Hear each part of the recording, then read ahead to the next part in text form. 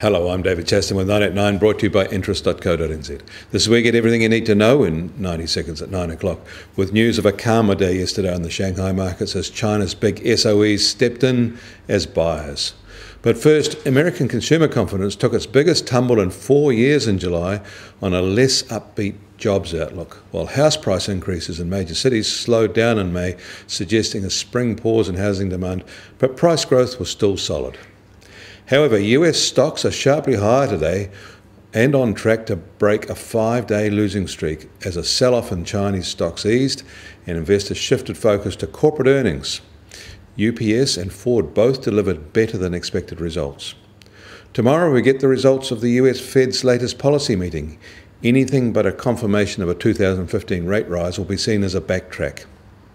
In Europe, conflicting statements and denials flew between Athens and Brussels overnight in a war of nerves, highlighting the depth of mutual distrust. It's over a new round of negotiations on an $86 billion bailout that started this week. In China, industrial profits dropped 0.3% in June from a year earlier, the worst in 3 months, partly due to the equity market sell-off. In New York, US Treasury 10-year yield benchmark is still holding at 2.24%.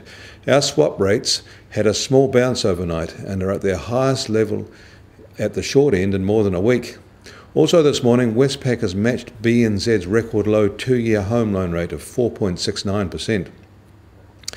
Oil markets are still very low. The US benchmark price is at $48 a barrel and Brent crude is at $53 a barrel, basically unchanged from yesterday. Copper seems to be bearing the brunt of the Chinese share market plunge, with the red metal finding new lows over the last week, while iron ore has held its ground. The gold price is still at only $1,097 an ounce.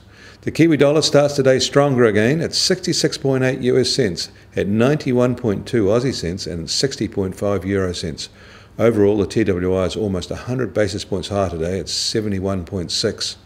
And stay tuned for a speech by Graham Wheeler, the RBNZ Governor, at 9 o'clock this morning.